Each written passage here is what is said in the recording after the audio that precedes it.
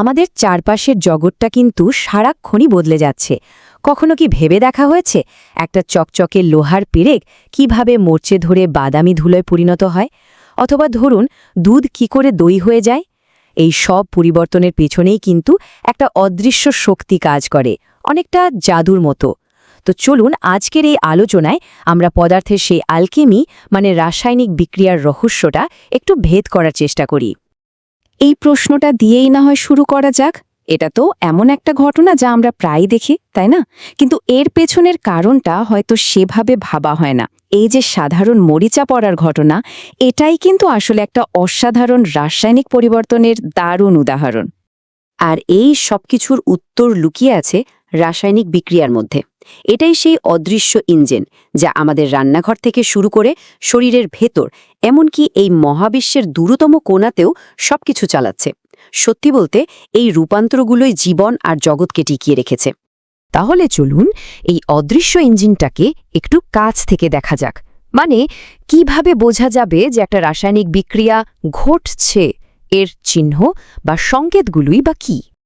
খুব সহজ করে বললে রাসায়নিক বিক্রিয়া হলো এমন একটা প্রসেস যেখানে কিছু শুরুর দিকের পদার্থ, যাদেরকে আমরা বলি বিক্রিয়ক, সেগুলো আপোষে মিলেমিশে একদম নতুন ধর্মওয়ালা পদার্থ তৈরি করে, যেগুলোকে বলা হয় উৎপাদিত পদার্থ। ব্যাপারটা অনেকটা রান্নার মতো, যেখানে আটা, জল আর নুন মিশিয়ে রুটি তৈরি হয়, যার ধর্ম কিন্তু শুরুর উপাদানগুলো থেকে একদমই আলাদা। এখন সবচেয়ে মজার বিষয় হলো এই বিক্রিয়াগুলো যখন ঘটে তখন কিছু চিহ্ন রেখে যায়। যেমন ধরুন হঠাৎ করে রং বদলে গেল, বা যে পাত্রে বিক্রিয়া হচ্ছে সেটা গরম বা ঠান্ডা হয়ে গেল, কিংবা হয়তো বুদবুদ করে গ্যাস বেরোচ্ছে, অথবা তরলের মধ্যে ঠিক কোনো কিছুর একটা আস্তরণ পড়ছে। এই লক্ষণগুলো দেখলেই কিন্তু ধরে নেওয়া যায় যে ভেতরে ভেতরে একটা রাসায়নিক বদল ঘটে চলেছে। বিজ্ঞানীরা কিন্তু এই রাসায়নিক বিক্রিয়াগুলোর গল্প লেখার জন্য একটা বিশেষ ভাষা ব্যবহার করেন। এটা অনেকটা একটা সাংকেতিক লিপির মতো, যা দিয়ে পুরো ঘটনাটা খুব সংক্ষেপে আর একদম নিখুঁতভাবে প্রকাশ করা যায়। দেখুন, প্রথমে আমরা কথাই লিখতে পারি, যেমন ম্যাগনেসিয়াম আর অক্সিজেন মিলে ম্যাগনেসিয়াম অক্সাইড তৈরি হয়। কিন্তু বিজ্ঞানীরা এটাকে আরও ছোট করে লেখেন রাসায়নিক সংকেত ব্যবহার করে, যেমনটার ডান দিকে দেখানো হয়েছে। এই রাসায়নিক সমীকরণটা হলো একটা ইউনিভার্সাল ল্যাঙ্গুয়েজ, যা পৃথিবীর যে কোনো বিজ্ঞানী দেখলে বুঝে ফেলবেন। রাসায়নিক সমীকরণ লেখার সময় একটা খুব জরুরি নিয়ম মেনে চলতেই হয়। এটা কোনো সাধারণ নিয়ম নয়, বলা যেতে পারে এটা মহাবিশ্বের একটা মৌলিক আইন। একে বলা হয় ভরের নিত্যতা সূত্র। এই আইনটা কি বলে জানেন? এটা বলছে যে কোনো রাসায়নিক বিক্রিয়ার শুরুতে মোট যা কিছু থাকবে, বিক্রিয়ার শেষেও ঠিক ততটাই থাকবে। মানে কোনো কিছুই হাওয়ায় মিলিয়ে যায় না বা শূন্য থেকে তৈরি হয় না, শুধু জিনিসগুলো তাদের রূপ বদলায়। আর ঠিক এই কারণেই সমীকরণের দুই দিকটাকে সবসময় সমান বা ব্যালেন্সড রাখতে হয়। এটা একটা অলঙ্ঘনীয় নিয়ম। এই স্লাইডটা দেখলেই ব্যাপারটা পরিষ্কার হয়ে যাবে। দেখুন, বাঁ দিকের সমীকরণটা কিন্তু ব্যালেন্সড নয়, কারণ বিক্রিয়কের দিকে দুটো অক্সিজেন পরমাণু আছে, কিন্তু উৎপাদিত পদার্থে আছে মাত্র একটা। কিন্তু ডান দিকের সমতাযুক্ত সমীকরণে দুই দিকে পরমাণুর সংখ্যা একেবারে সমান। আর এই টেবিলটা তো চমৎকারভাবে দেখাচ্ছে কেন সমতাযুক্ত সমীকরণটাই সঠিক। দেখুন, বিক্রিয়কের দিকে ম্যাগনেসিয়াম মানে Mg আছে দুটো, আর অক্সিজেন বা O আছে দুটো। ঠিক একইভাবে উৎপাদিত পদার্থের দিকেও ম্যাগনেসিয়াম দুটো আর অক্সিজেন দুটো। হিসাব একদম নিখুঁত। সব রাসায়নিক বিক্রিয়া কিন্তু একই রকমভাবে ঘটে না। তাদের আচরণের ওপর ভিত্তি করে এদেরকে কয়েকটা আলাদা আলাদা ভাগে ভাগ করা যায়। চলুন এই বিভিন্ন ধরনের বিক্রিয়ার সাথে একটু পরিচিত হয়ে নেওয়া যাক। প্রথমটা হলো সংযোজন বিক্রিয়া। নাম শুনে বোঝা যাচ্ছে এখানে একাধিক জিনিস একসাথে জুড়ে গিয়ে একটা মাত্র নতুন জিনিস তৈরি করে। যেমন ধরুন ক্যালসিয়াম অক্সাইড বা পোড়া চুন যখন জলের সাথে মেশে তখন ক্যালসিয়াম হাইড্রোক্সাইড তৈরি হয়। সংযোজনের ঠিক উল্টোটা হলো বিয়োজন বিক্রিয়া। এখানে একটা বড় যৌগ ভেঙে গিয়ে একাধিক ছোট ছোট পদার্থে পরিণত হয়। এই ভাঙার কাজটা তাপ, বিদ্যুৎ বা আলোর সাহায্যে হতে পারে। যেমন চুনা পাথরকে যদি গরম করা হয় তাহলে ওটা ভেঙে চুন আর কার্বন ডাই অক্সাইড তৈরি করে। এরপর আসছে প্রতিস্থাপন বিক্রিয়া। এটা অনেকটা একটা প্রতিযোগিতার মতো। এখানে একটা বেশি শক্তিশালী বা সক্রিয় মৌল একটা দুর্বল বা কম সক্রিয় মৌলকে তার জায়গা থেকে ধাক্কা দিয়ে সরিয়ে নিজেই সেই জায়গাটা নিয়ে নেয়। যেমন জিঙ্ক কপারকে তার যৌগ থেকে সরিয়ে দিতে পারে। দ্বিপ্রতিস্থাপন বিক্রিয়ায় ব্যাপারটা আরও এক ধাপ এগিয়ে যায়।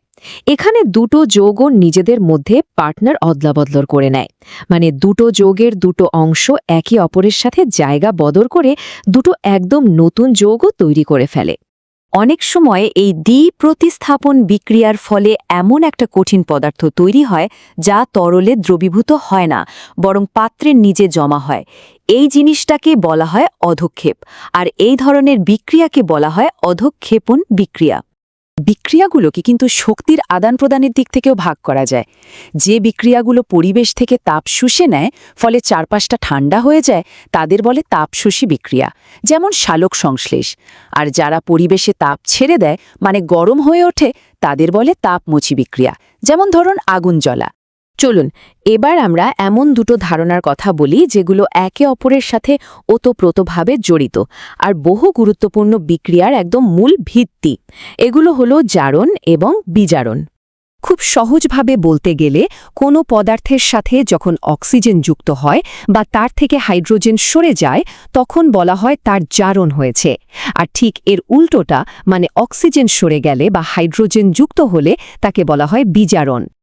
আর সবচেয়ে ইন্টারেস্টিং ব্যাপার কি জানেন? এই জারণ আর বিজারণ কিন্তু একা একা হয় না, এরা যেন মুদ্রার এপিঠ ওপিঠ। যখনই একটা পদার্থ জারিত হচ্ছে, ঠিক সেই মুহূর্তে আরেকটা পদার্থ বিজারিত হবেই হবে। এই যে জোড়ায় জোড়ায় ঘটনাটা ঘটছে, একেই আমরা বলি রেডক্স বিক্রিয়া। এই উদাহরণটার দিকে তাকালেই দেখুন, জিঙ্ক জারিত হয়েছে আর ঠিক তার সাথে সাথে কপার বিজারিত হয়েছে। তাহলে এতক্ষণ যা কিছু জানা গেল তা দিয়ে আমাদের চারপাশের জগৎটাকে একটু নতুন চোখে দেখা যাক। সকালের চা বানানো থেকে শুরু করে রাতের আকাশের তারা দেখা পর্যন্ত সবকিছুই আসলে কোনো না কোনো রাসায়নিক বিক্রিয়ারই ফল। আজকের এই বিশ্লেষণ থেকে মূল যে বিষয়গুলো মনে রাখা দরকার তা হল, রাসায়নিক বিক্রিয়া মানেই হল রূপান্তর। এই প্রক্রিয়ায় ভর সবসময় সংরক্ষিত থাকে, আর তাই সমীকরণকে ব্যালেন্স করাটা খুব জরুরি। বিক্রিয়াগুলোকে তাদের ধরন অনুযায়ী ভাগ করা যায়, আর জারণ বিজারণ সবসময় একসঙ্গেই ঘটে। শেষ করার আগে একটা প্রশ্ন রেখে যাই।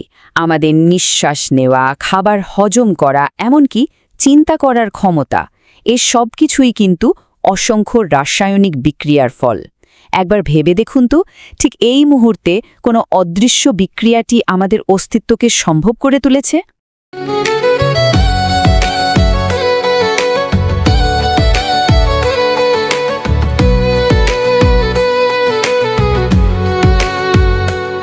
आज के समय में सिर्फ रिज्यूमे बनाना काफी नहीं है।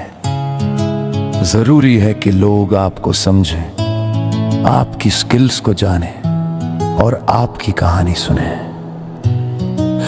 आज सोशल मीडिया पर जो दिखता है वही बिकता है।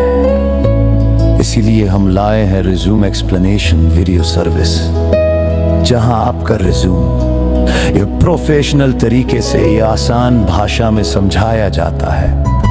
देखो, इससे बनती है आपकी करियर रेपुटेशन और मजबूत होती है आपकी सोशल रेपुटेशन। जब आप अपना रिज्यूम वीडियो सोशल मीडिया पर शेयर करते हैं, तो लोग आपको सिर्फ नाम से नहीं, आपकी काबिलियत से पहचानते हैं। क्योंकि आपकी पहचान मायने रखती है।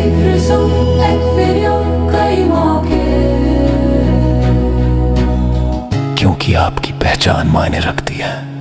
हर सफल डिजिटल समाधान के पीछे एक सोच होती है, एक अनुभव होता है और एक यात्रा होती है। यह यात्रा है रविकांत की। रविकांत एक ऐसे प्रोफेशनल हैं जिन्होंने टेक्नोलॉजी को सिर्फ कोड तक सीमित नहीं रखा, बल्कि उसे समस्याओं का समाधान बनाया।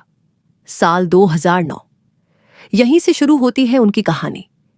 एक सॉफ्टवेयर डेवलपर के रूप में उन्होंने CRM और एंटरप्राइज सॉफ्टवेयर सिस्टम्स पर काम किया। .NET टेक्नोलॉजी उनकी तकनीकी नींव बनी। साल 2012 में उनकी भूमिका बदलती है। वे सरकारी क्षेत्र से जुड़ते हैं और BTAST प्रोजेक्ट के अंतर्गत डिस्ट्रिक्ट IT कंसल्टेंट बनते हैं। यह परियोजना बिहार सरकार और DFID यूनाइटेड किंगडम के सहयोग से चलाई जा रही थी। यहां उन्होंने सीखा कि टेक्नोलॉजी नीतियों को कैसे लागू करती है और सिस्टम लाखों लोगों को कैसे प्रभावित करते हैं। साल 2014। एक नया अध्याय। रविकांत केयर इंडिया से जुड़ते हैं, एक वैश्विक संगठन जो स्वास्थ्य, शिक्षा और सामाजिक विकास के क्षेत्र में दुनिया भर में कार्य करता है। यह अनुभव उनके दृष्टिकोण को और व्यापक बनाता है। साल 2015 में वे software education and research private limited का हिस्सा बनते हैं। यहां वे शिक्षा, स्वास्थ्य, चुनाव, पुलिस और वित्त विभाग जैसी महत्वपूर्ण सरकारी परियोजनाओं पर काम करते हैं। यह चरण उनकी तकनीकी परिपक्वता को नई ऊंचाइयों तक ले जाता है। साल 2016। अंतर्राष्ट्रीय अनुभव। रविकांत IPE ग्लोबल के साथ काम करते हैं, एक संस्था जो 100 से अधिक देशों में विकास परियोजनाएं संचालित करती है। लेकिन साल 2017 में एक बड़ा निर्णय लिया जाता है, स्वतंत्र रूप से कुछ अपना बनाने का। परिवार, मित्रों और प्रोफेशनल पार्टनर्स के सहयोग से वे कस्टम सॉफ्टवेयर और वेबसाइट डेवलपमेंट की सेवाएं शुरू करते हैं। साल 2018 से उनका फोकस स्पष्ट होता है, स्कूल ERP सॉल्यूशंस, ऐसे समाधान जो स्कूलों के शैक्षणिक और प्रशासनिक कार्यों को डिजिटल, सरल और प्रभावी बनाते हैं। साल 2019 में सफल साझेदारियों के साथ यह कार्य और तेजी से आगे बढ़ता है। आज रविकांत एक बिजनेस सॉल्यूशंस प्रोवाइडर है। वे प्रदान करते हैं school ERP solutions, customised software development, mobile app development, professional advertisement, video making. हर प्रोजेक्ट में अनुभव, समर्पण और गुणवत्ता झलकती है। उनका personal app Ravikant Google play store पर उपलब्ध है और उनका YouTube चैनल ज्ञान, टेक्नोलॉजी और रचनात्मकता का एक डिजिटल मंच है। दुर्गापुर, पश्चिम बंगाल से वे देश और संस्थानों के लिए डिजिटल समाधान बना रहे हैं। ये कहानी सिर्फ बीते वर्षों की नहीं है, ये कहानी है भविष्य को डिजिटल रूप देने की। रविकांत उन प्रोफेशनल्स में से हैं जो टेक्नोलॉजी को भरोसे के साथ जोड़ते हैं। आज रविकांत उन नामों में से एक है जिन पर संस्थाएं भरोसा करती हैं, क्योंकि यहां सिर्फ सॉफ्टवेयर नहीं बनते, यहां समाधान तैयार होते हैं